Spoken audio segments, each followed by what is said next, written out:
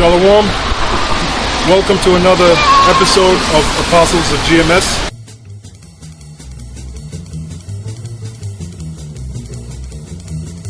Giving praises to Yahweh Ba'Shem Yahushai for giving us this knowledge, this truth, this understanding.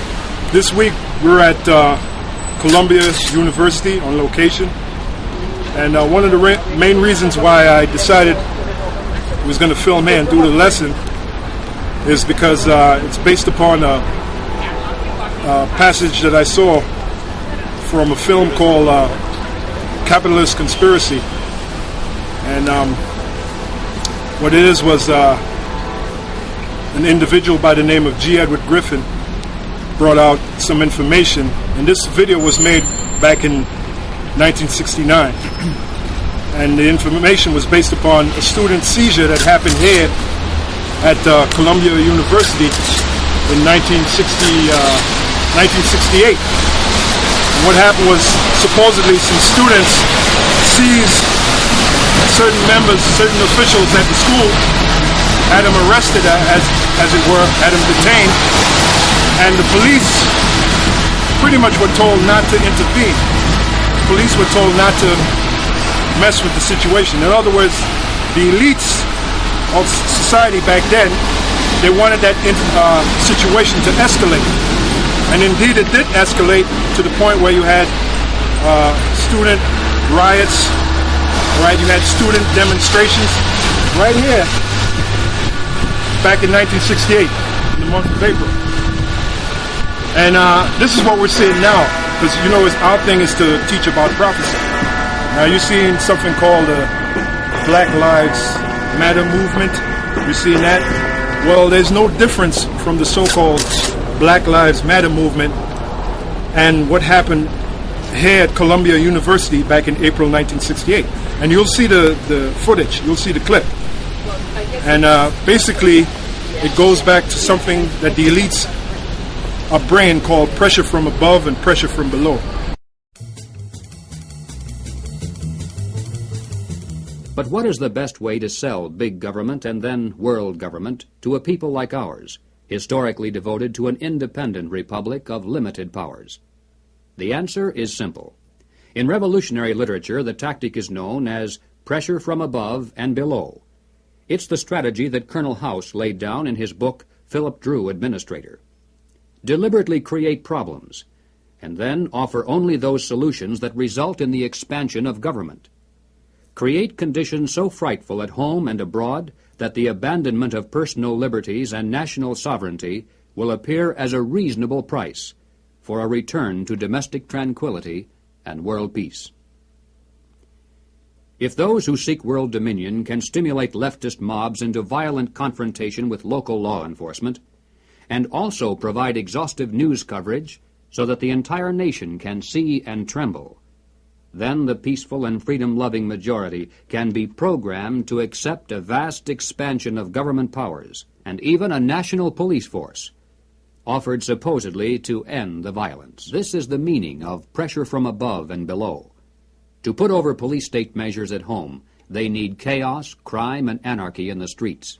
To sell the idea of world government, they need the constant threat of nuclear war. Or, as they say in revolutionary circles, the real action is in the reaction. In 1968, Random House Incorporated published this book by James Coonan, The Strawberry Statement, Notes of a College Revolutionary. Coonan carries the usual New Left credentials and is a classic example of the extent to which a highly intelligent mind can be programmed by the establishment into thinking that it is acting against the establishment. Coonan was one of the leading participants in the first student seizure of an American university, which occurred at Columbia in April of 1968. Initially, the movement was not large and easily could have been stopped by a simple police action. But as usual, the anti-establishment forces received their greatest help from the establishment itself. For several days, police were told not to interfere. Meanwhile, university officials groveled in the face of outrageous propaganda charges, and the media made national heroes of the rebelling students. MGM even made a movie out of Coonan's book. On page 130, Coonan wrote, In the evening, I went up to the U to check out a strategy meeting. A kid was giving a report on the SDS convention. He said that at the convention, men from Business International roundtables, the meeting sponsored by Business International for their client groups and heads of government, tried to buy up a few radicals. They offered to finance our demonstrations in Chicago. We were also offered ESSO, or Rockefeller money. They want us to make a lot of radical commotion so they can look more in the center as they move to the left. Jerry Kirk, while a student at the University of Chicago, was active in the SDS, the Du Bois Club, the Black Panthers, and the Communist Party. In 1969, Mr. Kirk broke from the party, and the following year testified before the House and Senate Internal Security Committees. Here is what Mr. Kirk has told us. Young people have no conception of the conspiracy's strategy of pressure from above and pressure from below. They have no idea that they're playing into the hands of the establishment they claim to hate. The radicals think they're fighting the forces of the super-rich, like Rockefeller and Ford, and don't realize that it is precisely such forces which are behind their own revolution, financing it and using it for their own purposes. More and more young radicals are beginning to wake up to the fact that their entire lives have been carefully programmed by the very people who are their hate symbols. They're beginning to realize that their so-called anti-establishment outlook actually is the calculated product of the establishment press, the establishment communications media, the establishment entertainment industry, the establishment schools. Rich men's corporations publish and popularize revolutionary books and songs. Through advertising, rich men's businesses subsidize revolutionary magazines. Rich men's tax-exempt foundations pour millions of dollars into left-wing organizations. The federal establishment in Washington, through agencies like the OEO, provide weekly paychecks to thousands of hardcore revolutionaries. And so we return again to the basic question, why? Why does the establishment publicly condemn but privately support the anti-establishment movement? Former communist Jerry Kirk answers, the idea is to create a situation where the people are so frightened of the violence all around them that they will throw their hands up in the air and demand, federal government, do something. And the only choice open will be martial law.